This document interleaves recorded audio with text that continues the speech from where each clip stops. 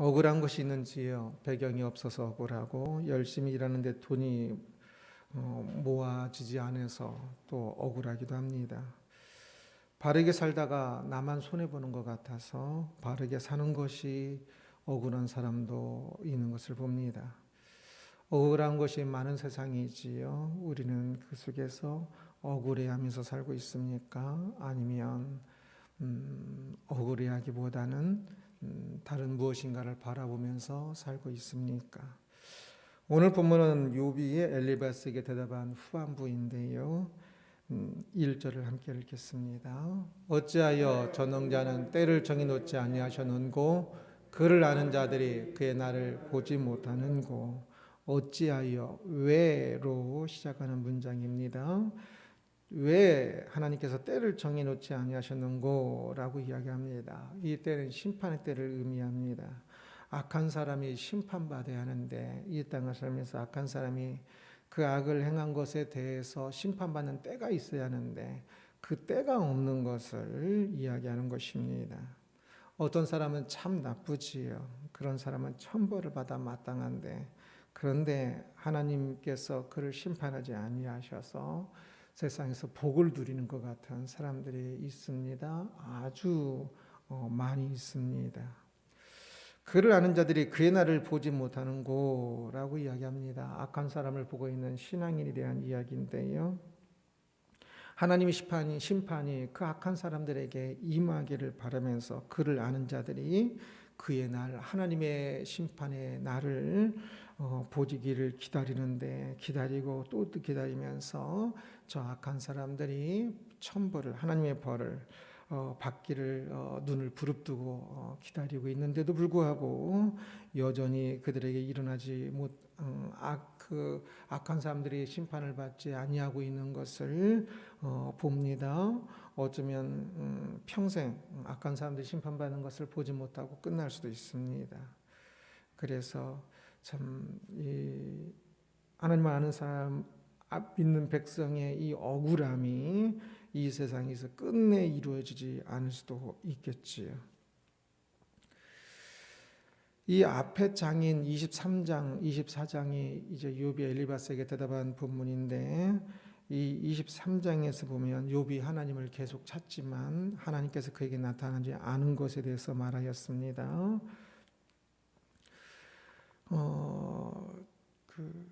욥의 고난은 욥의 잘못이 아니라 그와 상관없이 그에게 어느 날 닥친 고난이었는데요. 이제 여기 24장에서는 사회가 악한 사람들로 인하여 고난을 받는 것에 대해서 이야기합니다.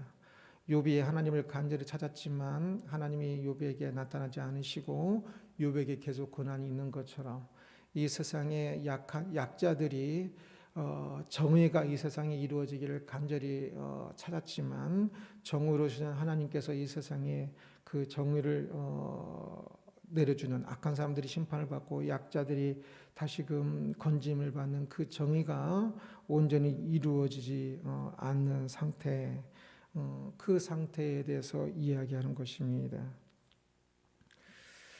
세상은 악한 사람들이 가득합니다. 2절을 함께 읽겠습니다. 어떤 사람은 땅에 경계표를 옮기며 양떼를 빼앗아 기르며. 어떤 사람은 땅에 경계표를 옮긴다고 하는데 이것은 이제 남의 땅을 훔치는 도둑이지요. 경계표를 옮기면 그 자기 땅이 그만큼 넓어지는 것이겠지요. 양떼를 빼앗아라고 이야기합니다. 이 빼앗는 것은 이제 강제로 빼앗는 것을 의미합니다. 힘으로 빼앗는 강도질과 같은 것이지요. 그렇게 악한 일을 행하는 사람들은 벌을 받아 마땅하지요. 어떻게 그렇게 도둑질을 하고 어떻게 그렇게 강도질을 하는지.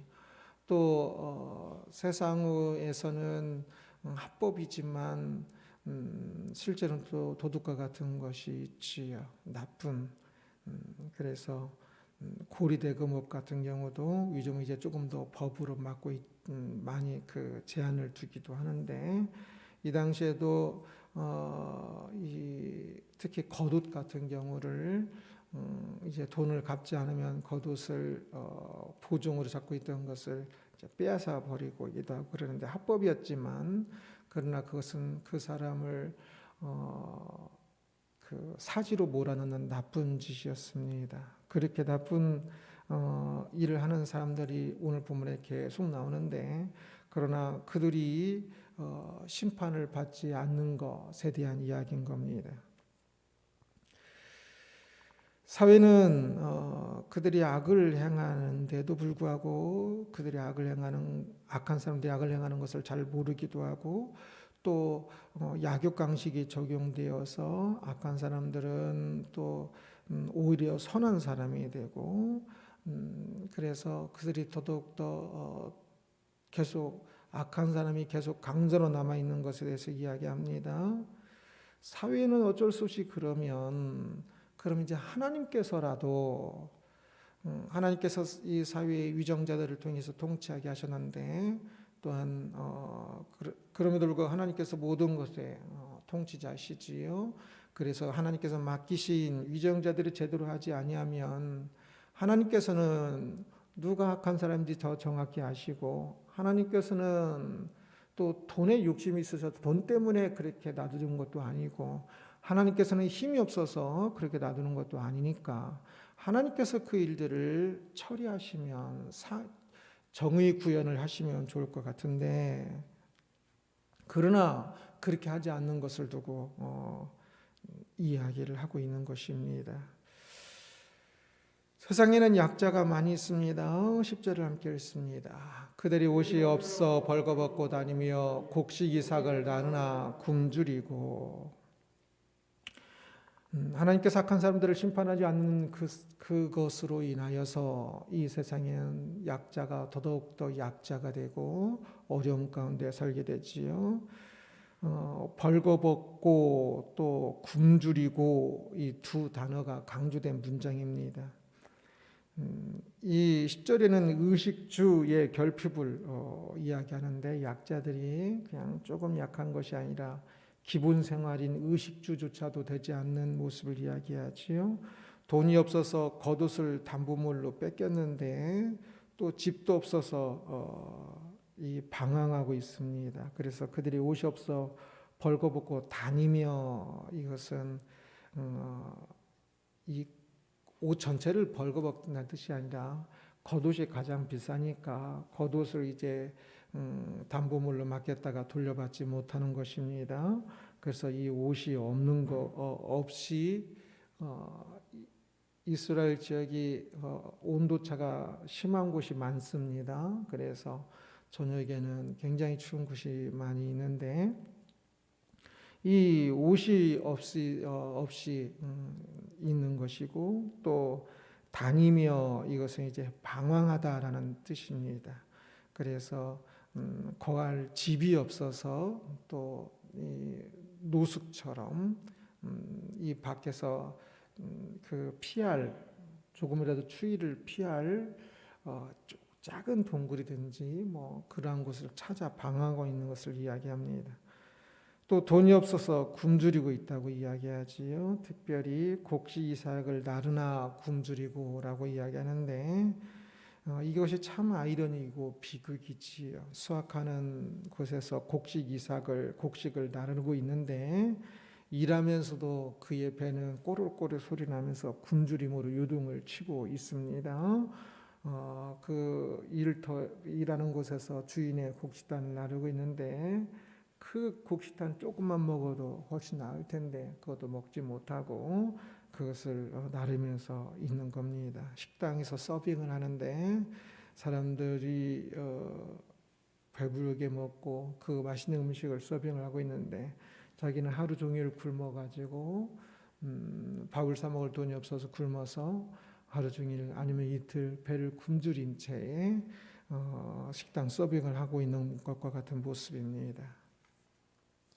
사회적 약자가 있습니다. 그들은 능력이 없는 사람일 수도 있고, 아니면 고아나 과부처럼 사회의 구조 때문에 어쩔 수 없이 약자가 된 사람도 있지요.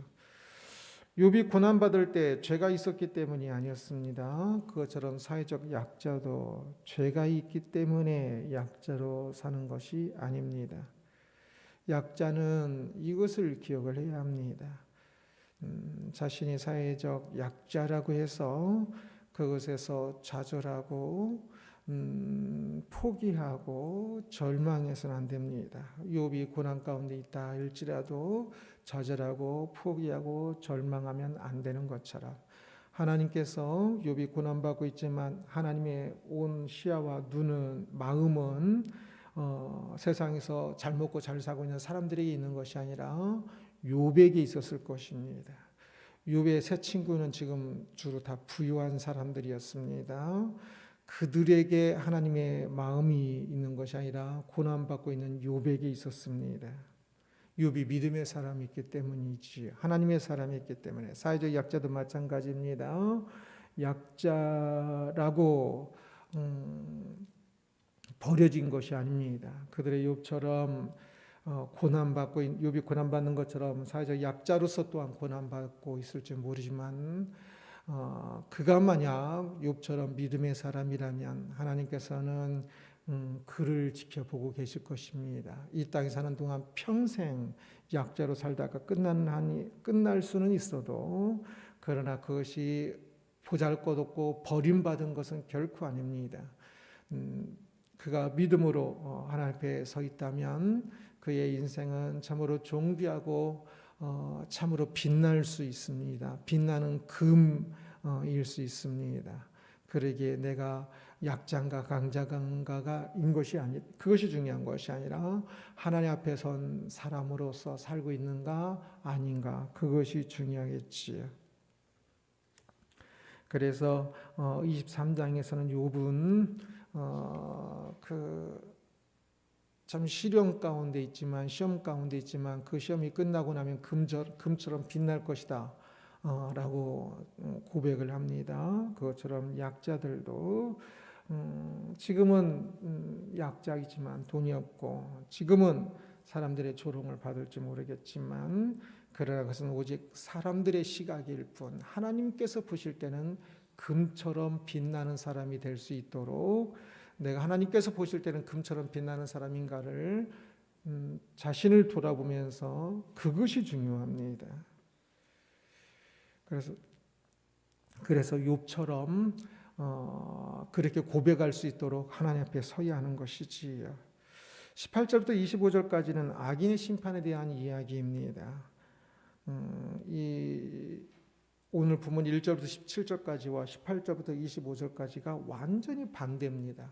앞에서는 악인이 심판받지 않는 것에 대해서 않는 모습에 대해서 계속 이야기를 하고 뒷부분에서는 악인이 심판받는 것에 대해서 이야기합니다.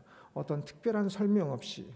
그래서 많은 학자들은 이 뒷부분이 성경 필사자들이 조금 잘못 필사를 해서 본래는 욥의 친구들의 말인데 욥의 말로 이게 몽땅 이 부분이 옮긴 거다라고 주장하는 학자들도 많이 있습니다. 그러나 특별한 증거가 없으면 그렇게 생각하기보다는 왜 이 본문이 이 위치에 있는가를 생각하는 것이 좋습니다. 그래서 특별한 증거가 없기 때문에 욥의 말로 보는 것이 훨씬 더 좋을 것 같은데요. 왜 이렇게 앞에 부분과 뒷부분이 완전 정반대 이야기를 욥은 하고 있을까? 그것을 잘 생각해 보는 것이 더 중요할 것입니다. 후반부는 욥의 믿음입니다. 앞에는 현실적인 모습이라면 뒷부분은 믿음입니다.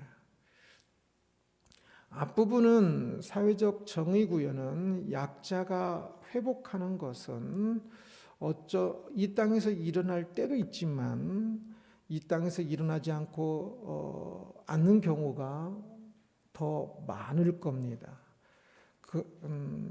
그래서 어떻게 보면 이 앞부분은 이 땅에서의 이야기일 수도 있고 뒷부분은 영원한 세상을 생각하면서 때로는 이 땅에서 조금 일어나는 정의 구현 또는 더 본질적으로는 하나님 나라에서 일어나는 정의 구현을 생각하면서 말하고 있기 때문에 이 앞에 것은 일시적이고 뒷 것은 영원한 것에 대한 이야기이기 때문에 완전히 정반대의 이야기가 이어지는 것이다 보는 게 맞을 것입니다.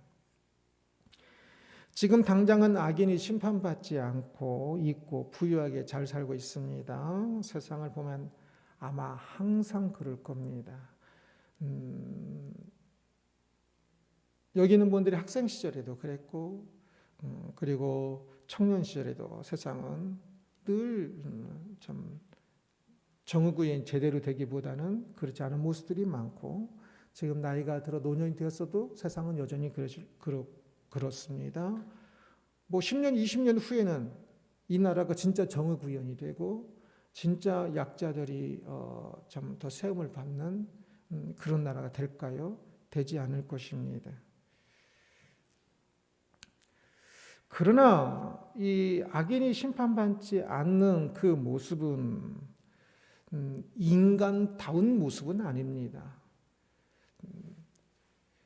그것은 본질은 아닙니다. 악은 마땅히 심판받아야만 하고 또한 심판을 받을 것입니다.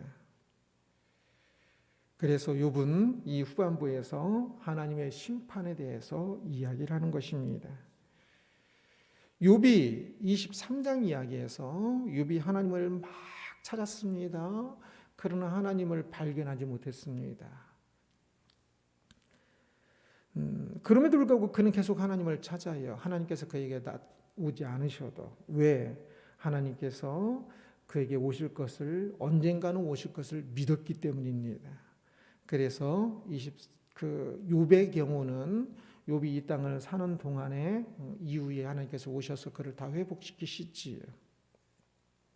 그러나 중요한 것은 지금 이 땅에서 그 이 회복이 일어나든 아니면 영원한 나라에서 회복이 일어나든 그게 중요한 것이 아니라 욥은 계속적으로 하나님을 찾았습니다. 하나님께서 회복시킬 것을 확실히 믿었기 때문에 그렇습니다. 그것처럼 사회적 약자는 지금 당장은 악한 사람이 더 강한 것 같아도 하나님께서 그들에게 나타나셔서 심판하실 때를 믿어야 합니다.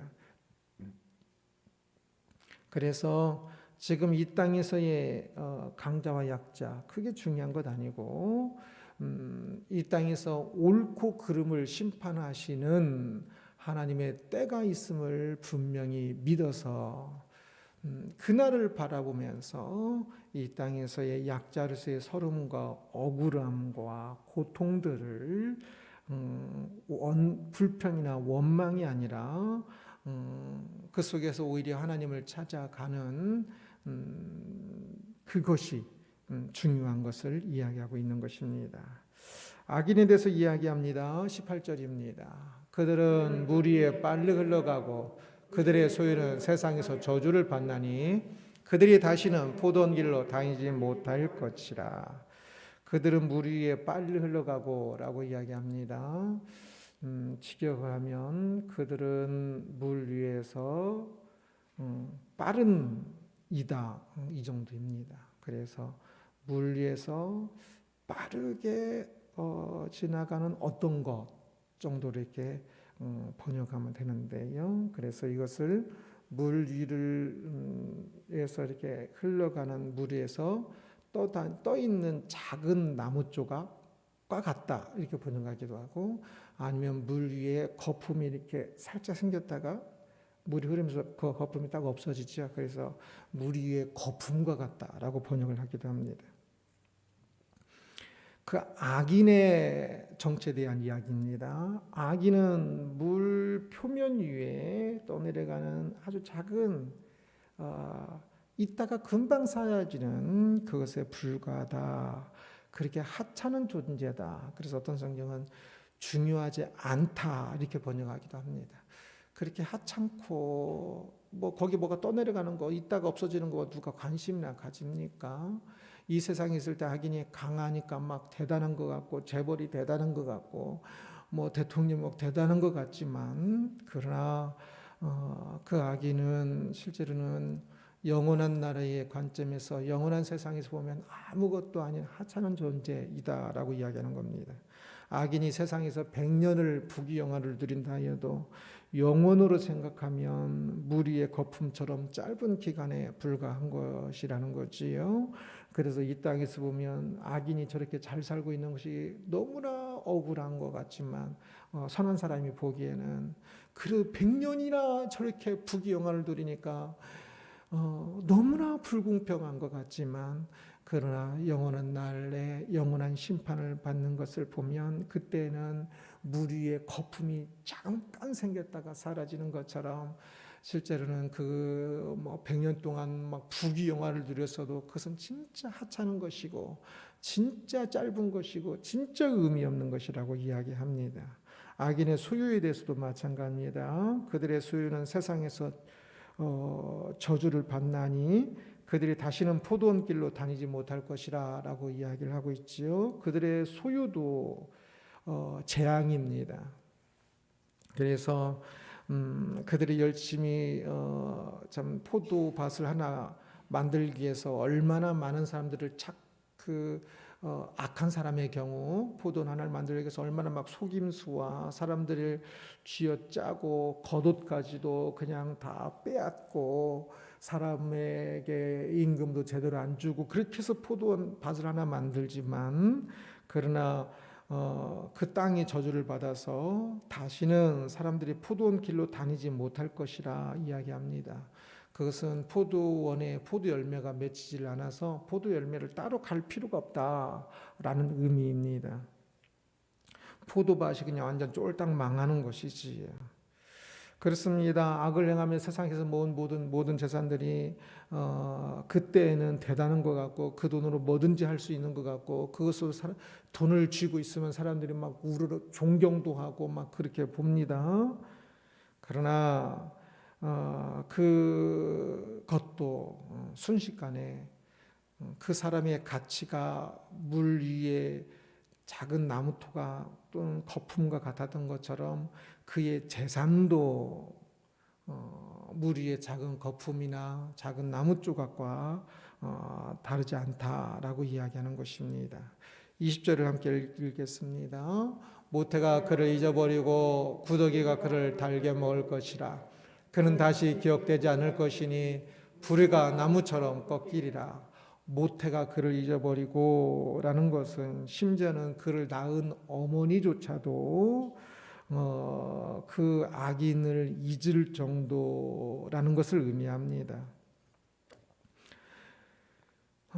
또 때로는 어떤 성경은 이 부분을 그렇게 번역합니다. 그 사람의 주 활동 무대인 그 도시의 다른 모든 사람들도 그 강자였으니까 어쩌면 이제 만약에 왕이면 그 백성들을 이야기하겠죠. 그 주 활동 무대했던 그 사람들도, 그 도시의 성읍 사람들도 그를 잊어버릴 것이요라고 번역하기도 합니다. 그렇게 어머니라면 진짜 그 자식을 어찌 잊을 수 있겠습니까? 그러나 그 악인의 그 강함과 악인의 그 재산이라는 것이 실제로는 막 그렇게 기억되고 그렇게 기억될 정도로 가치 있고 그런 것이 아니라는 것입니다. 참으로 아이들이 이렇게 뭘 따먹기를 하고 이렇게 놀이를 할 때 뭐 자기가 재산을 수십 조를 이렇게 게임을 보면 수십 조를 갖기도 하지요. 그러나 그 수십 조를 가진 것이 게임이 끝나면 아무 의미가 없는 것처럼, 내가 그때 19조 5천억이 있었어, 뭐 그 숫자 기억하겠습니까? 아무 기억도 하지 않는 것처럼 그 악인의 그 번성과 그것을 기억할 사람도 없다라는 것입니다. 구더기가 그를 달게 먹을 것이라. 그는 다시 기억되지 않을 것이니라고 이야기합니다. 구더기가 먹는 인생을 누가 기억하겠습니까? 지옥에 있는 이들을 그들이 진짜 대단했어라고 누가 기억하겠습니까? 이 땅에서야 뭐 알렉산더가 대단했어, 징기스칸이 대단했어, 역사를 배우면서 그럴지 모르지만 나중에 새하늘과 새 땅이 되었을 때는 악인들이 이 땅에서 대단했던 역사 절대 배우지도 않을 거고요, 기억하지도 않을 겁니다. 그것은 그냥 악인일 뿐이기 때문입니다. 아무 의미가 없는 것이기 때문입니다. 이 세상에서는 역사의 어떤 발전이나 역사의 어떤 흐름에 있어서 외워야 할 사람일지는 모르겠지만 천국의 관점에 있어서는 아무 의미가 없는 사람이기 때문에 그렇습니다. 24절을 함께 읽겠습니다. 그들은 잠깐 동안 높아졌다가 천대를 받을 것이며 잘려 모아진 곡식이삭처럼 되리라. 그들은 잠깐 동안 높아졌다가 천대를 받을 것이며 라고 이야기하고 있습니다. 악한 사람들은 분명 세상에서 잠깐 높아졌습니다. 높아지게 보였지요. 그러나 그들은 다시 낮아질 것입니다. 천대를 받을 것입니다. 낮아질 것이라면 높아진 것이 의미가 있을까요? 악한 사람은 심판을 받아 낮아질 것이요.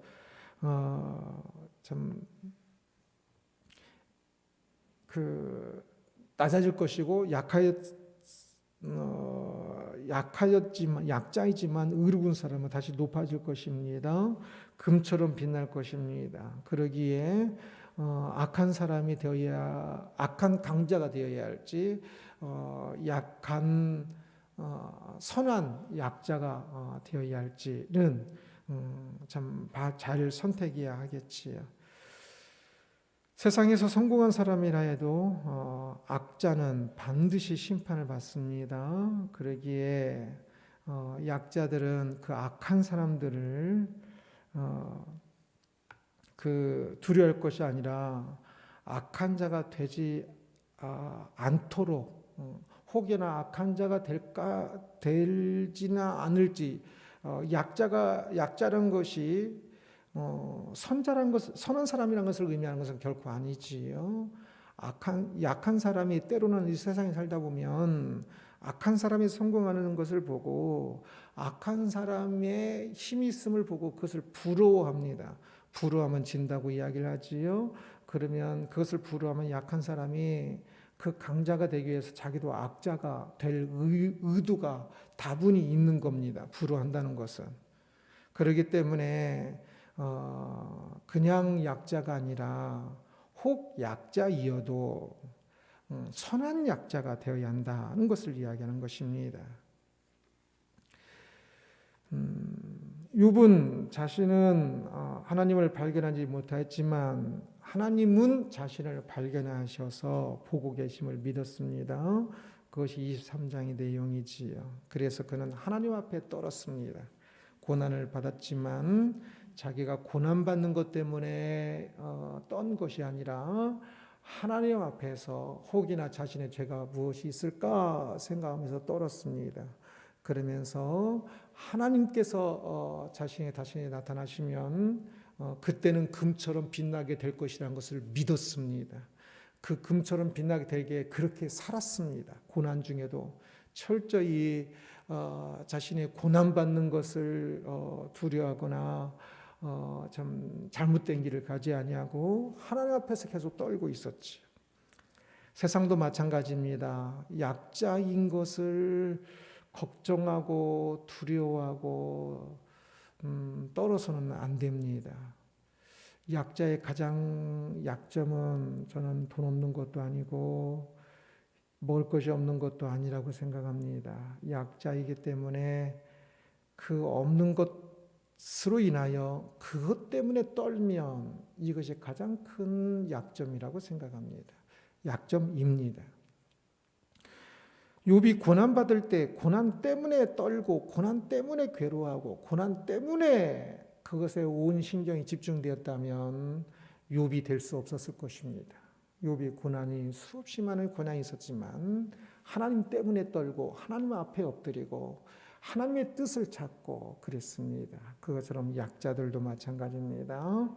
돈 때문에 벌벌 떨고 힘든 사람 때문에 벌벌 떠는 것이 아니라 비록 약자이지만 하나님 앞에 엎드려서 하나님 앞에 내가 좀 돈 없는 것이 아니라 하나님 앞에 내가 올바른 사람이 되지 올바른 사람인가를 생각하면서 세상에서는 비록 약자이지만 하나님 앞에서는 금과 같은 사람이 되기 위해서 떠는 사람이 되어야 합니다. 그렇다면 그 약자는 분명히 어떤 악한 강자보다 훨씬 더 귀한 사람입니다. 하나님이 심판하신다라는 제목으로 말씀을 살펴보았습니다. 욥이 자신의 고난에 대해서 이야기하면서 사회적 약자에 대해서 자기 자신의 고난과 사회적 약자의 고난을 같이 오버랩하면서 이야기를 한 겁니다. 사회적 약자는 억울한 일을 많이 당합니다. 매우 힘든 순간들이지요. 그 힘든 것이 평생 바뀌지 않을 수도 있어요. 한번 과부면, 이 당시에 과부면 죽을 때까지 과부일 거 아니에요. 시간이 흐를수록 더 힘들 겁니다. 나이를 먹을수록 더 돈도 없을 겁니다. 그러나 그의 약함은 문제가 되지 않습니다. 힘든 것도 중요한 것이 아닙니다. 중요한 것은 비록 약자라도 하나님의 사람으로 세워지는 것이겠지요. 영원히 살 그때에 하나님의 사람으로 금처럼 빛나는 평가를 받을 수 있도록 이 땅에서 하나님의 사람으로 금으로 사는 인생, 그것이 중요한 것입니다. 하나님께서 심판하십니다. 세상이 아닙니다. 그러기에 세상 앞에서 떨지 말고, 절대 세상 앞에서 떨지 말고, 세상에 돈이 있다고, 세상에 힘이 있다고, 세상에 무엇이 있다고, 세상 앞에서 떨지 말고 오직 하나님 앞에서 떨어야 합니다. 하나님 앞에서 떨면서 하나님의 오심을 준비해야 합니다. 하나님의 심판을 준비해야 합니다. 그렇다면 그 사람은 비록 이 세상에서는 약자처럼 보이지만 실제로는 금일 겁니다. 보석일 것입니다. 악한 사람이 세상에 여전히 악한 사람이 있고 억울한 일을 당하고 그러겠죠. 그때에 그 악한 사람의 부가 아니라 그 사람의 악을 보십시오. 그 사람의 부를 보면 내가 괜히 억울할 겁니다. 그러나 그 사람의 악을 보십시오. 의인, 신앙인의 약함이 있습니까? 욥이 신앙인이도 고난을 받았지요. 그때 그 약함을 볼 것이 아니라 신앙인으로서의 그 삶, 선을 보십시오. 그러면 전혀 억울하지 않을 것입니다.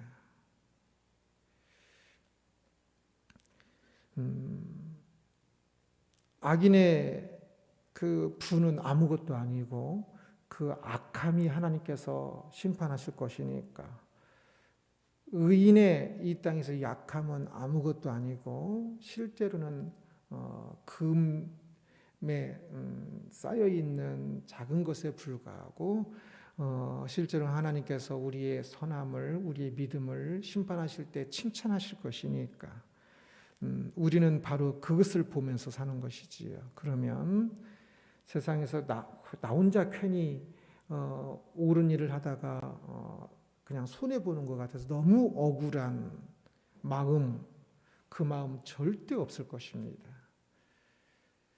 믿음의 길을 가다가 억울한 마음 절대 갖지 마십시오. 그것은 진짜 바보입니다. 믿음의 길을 가면서 손해보고, 믿음의 길을 가면서 좀 더 사랑하기 위해서 조금 더 수고하고, 조금 더 애먼 소리를 듣고 진짜 억울한 소리를 들어도 그것 때문에 절대 억울하지 마십시오. 악한 사람의 강함을 부러워하지 마십시오. 부러워하면 지는 것처럼 억울해하면 집니다. 우리가 믿음의 길을 가는 것을 악한 사람들이 부러워하게 해야 합니다. 그래야 그 사람들도 믿음의 길을 가게 되는 것이지요. 그래서 믿음의 길을 갈 때 행복하게 가십시오. 억울하게 가지 말고 행복하게. 약자에도 괜찮고 고난 가운데 있어도 괜찮고 어떤 것도 괜찮습니다. 중요하게는 우리가 지금 금의 길을 가고 있는 거니까, 우리가 진짜 믿음의 길을 가는 것이니까 하나님 앞에서 떨고 있는 그 모습이 불행한 모습이 아니라 진짜 행복한 모습이지 않겠습니까? 참으로 행복하게 하나님 앞에 떨면서 이 땅을 사는 우리들이 되기를 주님의 이름으로 축원합니다.